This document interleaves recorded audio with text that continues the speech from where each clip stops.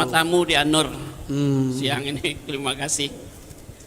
Pertanyaan pertama, kenapa setahu saya di Riau dan Sumatera Barat tidak diminati tinggal oleh para habaib? Mereka lebih cenderung Pulau Jawa, Kalimantan. Ini supaya jemaah jangan salah memahami, tolong beri pencerahan dalam. Kenapa? Ini emang ada persoalan budaya dan ada persoalan yang kedua, ngaji. Budaya orang Sumatera, khususnya Sumatera Barat, Riau, termasuk Aceh ya, Medan juga termasuk sebenarnya. Itu budaya egaliter. Tahu budaya egaliter? Kita itu setara. Ente Habib, lah ente kan juga manusia, ya gitu orangnya. Yang paling repot di Sumatera Barat, semua suku harus ke ibu, bukan lewat bapak. Sedangkan habaib lewat bapak. Maka banyaklah yang wajah-wajah zuriat Nabi di Sumatera Barat, tapi dia nggak punya suku lagi, namanya nama-nama orang Minang, Pak. Nama-nama orang yang sudah biasa lah. Nggak nama Habib lagi, nggak ada lagi Segaf, nggak ada lagi Atos, nggak ada. Yang bertahan cuma di daerah Pariaman. Itu pun perdebatan sanatnya juga lumayan panjang. Tuangku CD itu ya, CD fulan ya.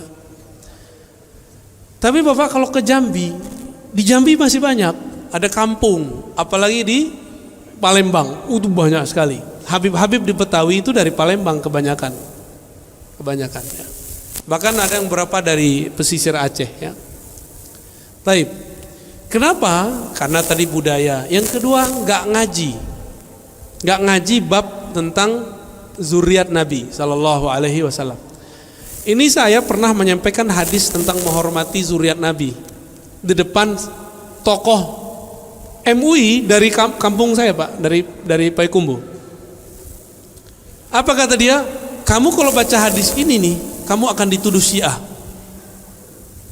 Loh, kenapa, Pak? Ini kan hadis Sahih Muslim. Dia bingung, emang Sahih Muslim? Kita bacain hadisnya. Nabi mengatakan, inni tarikum fikum tsaqalain. Aku tinggalkan kepada kamu dua beban, dua wasiat. Pertama kitabullah, yang kedua ahlu baiti. Hadis yang masyhur taraktu fikum amrain, ya kan? Itu hadisnya nggak sampai derajat sahih. Kitab Allah wa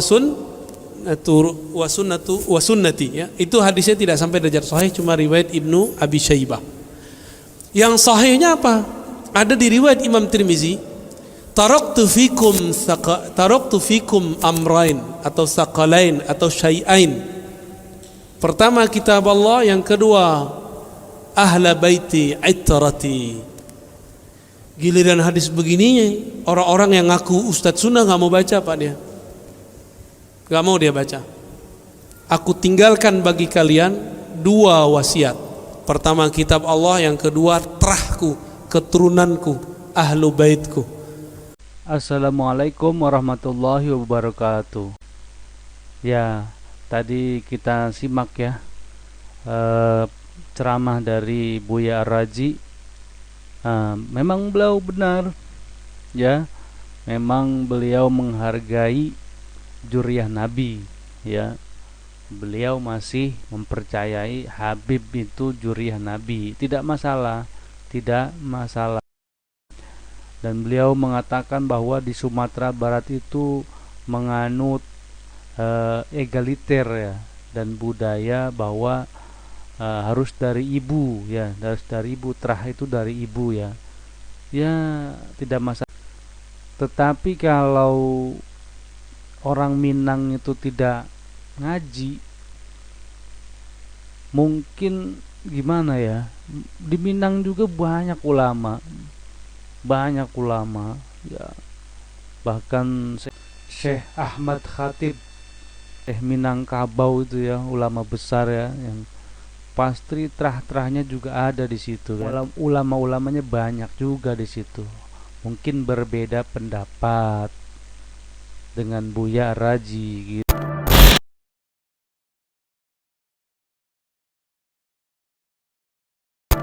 kita akan membahas mengenai peran kaum Sidi dan kaum Ba'alawi dalam perkembangan Islam di Pulau Sumatera.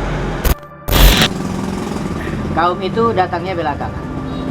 Jadi tidak benar kalau umpamanya dia mengatakan bahwa Ba'alawi lah yang membawa agama itu dan memberi pemahaman agama yang benar di Nusantara ini. Assalamualaikum warahmatullahi wabarakatuh.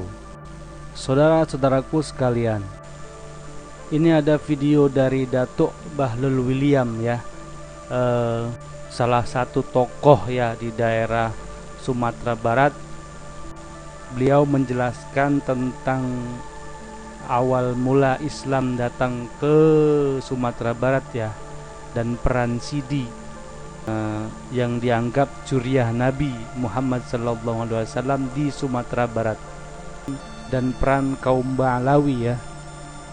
Yuk mari kita simak penjelasannya. Ahoy, jumpa kembali bersama saya Bahlul William, Datuk Segala Tahu. Pada pertemuan kita kali ini di channel acakudut.net ini, kita akan membahas mengenai peran kaum Sidi dan kaum Ba'alawi dalam perkembangan Islam di Pulau Sumatera. Ikuti terus video ini, janganlah hendaknya di skip agar kita tidak salah paham. Ikuti betul dan simak baik-baik. Ada beberapa pernyataan yang sebenarnya seolah-olah pengeliruan atau pengelabuan. Umpamanya ada yang mengatakan bahwa kalaulah tidak ada orang dari garis keturunan mereka, maka Islam ini tidak akan berkembang di Sumatera, di Nusantara. Ada juga yang mengatakan bahwa kehadiran kaum tertentu itu untuk mencetak para ulama, para kiai. Sebenarnya betul itu adalah pengeliruan, karena bagaimanapun perkembangan Islam sehingga dianut mayoritas masyarakat di Nusantara ini, peran yang paling besar itu memang dari keturunan Nabi Muhammad SAW, tapi bukan dari klan tertentu yang mengklaim mereka lah. Karena apa? Mereka itu datangnya belakangan. Ya. Kaum itu datangnya belakangan. Jadi tidak benar kalau umpamanya dia mengatakan bahwa Ba'alawi lah yang membawa agama itu dan memberi pemahaman agama yang benar di Nusantara ini. Agama di Nusantara ini dibawa oleh para sufi pengembara. Itu yang pertama sekali, ya. Dan kemudian ketika mereka ada yang menjadi raja atau dirajakan, itu memang karena karakter mereka. Mereka diterima dengan baik, disokong oleh para raja yang beragama lain pada waktu itu.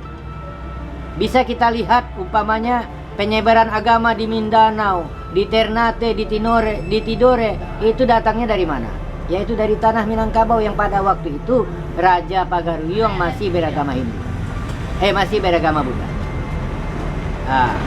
Dan kemudian kemana larinya orang-orang yang dikejar-kejar dari masa Perla, ya, dan kemudian Samudra dan Pasai, raja-raja dari keturunan Sayyid itu lari terpencar ke berbagai tempat, dan tempat yang paling aman itu adalah di sepanjang pesisir pantai Sumatera. Ya, bisa dikatakan dari Barus hingga sampai ke Bengkulu itu adalah tempat yang aman bagi berkembangnya para zuriat Nabi yang menurut catatan diklaim sebagai kaum Sidi. Kalau soal keterjagaan pencatatan nasab dan sebagainya, ya itu memang bisa dikatakan sangat kurang literaturnya, bahkan bisa dikatakan tidak ada yang valid lagi kalau dari segi pencatatan. Hanya saja dalam beberapa video yang lalu saya pernah katakan bahwa kaum Sidi itu di dalam ingatan kolektif masyarakat pesisir barat itu adalah zuriat Nabi, dan terjaganya itu karena apa? Karena sistem penggelaran dari perkawinan, sehingga itu terjaga. Jadi para Sidi tidak mendapatkan marga ya, dan suku-suku tertentu tidak mendapatkan, bukan berarti itu adalah kalau suku Tanjung dia adalah Sidi atau suku Caniago adalah Sidi. Tidak seperti itu. Tetapi orang yang bergelar Sidi lah yang dianggap sebagai zuriat Nabi. Tapi sekali lagi, sebagaimana saya katakan barusan, bahwa tidak ada catatan yang bisa dipertanggungjawabkan, yang bisa kita terima. Itu saja. Bahkan apakah para Sidi ini adalah keturunan Hasan atau Husain, itu tidak bisa kita katakan, tidak bisa kita nyatakan, kita tidak bisa tegaskan. Hanya yang bisa kita tegaskan kalaulah ada pemeriksaan DNA bahwa apakah mereka itu memang darahnya memang sebagaimana darahnya zuriat Nabi, itu nanti tes DNA lah yang mengatakan. Tapi lagi-lagi secara formal kita tetap tidak bisa mengatakan mereka adalah zuriat Nabi. Karena apa? Hukum formal itu ada pada catatan. Hukum ilmiah itu ada pada catatan. Jadi saudara-saudara sekalian, perkembangan itu dikembangkan oleh para sufi. Sufi ini sendiri kebanyakan adalah dari zuriat Nabi sendiri. Para sufi itu sendiri adalah kebanyakan para zuriat Nabi. Dan kalaupun mereka bukan zuriat Nabi, mereka dipercaya orang yang merupakan anak ideologis dari Nabi, yang mengajarkan Islam dengan lemah lembut, mengajarkan Islam dengan santun, dengan berbahasa yang halus untuk membersihkan jiwa, bagaimana menjalin hubungan dengan Tuhan dengan sesuci-sucinya, dan bagaimana tidak mengganggu hak-hak manusia dengan sikap yang sangat ketat. Para sufi adalah orang yang terbiasa mampu menahan dirinya.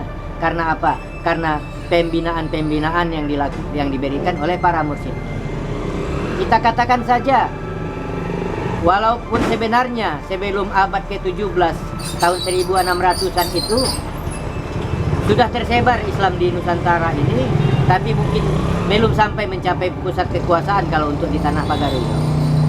Dan berkat perjuangan tuanku Syekh Burhanuddin menyebarkan Islam dengan mazhab Syatari, maka sampailah Islam dianut menjadi anutan dari Raja Pagaruyung, dan mereka menerapkan itu dan membuat satu kesepakatan adat basandi syarak, syarak basandi adat.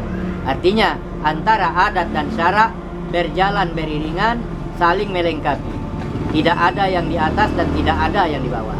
Syarak yang dimaksud adalah aturan dalam agama yang bisa diterapkan dalam adat, aturan adat yang terterima dalam agama.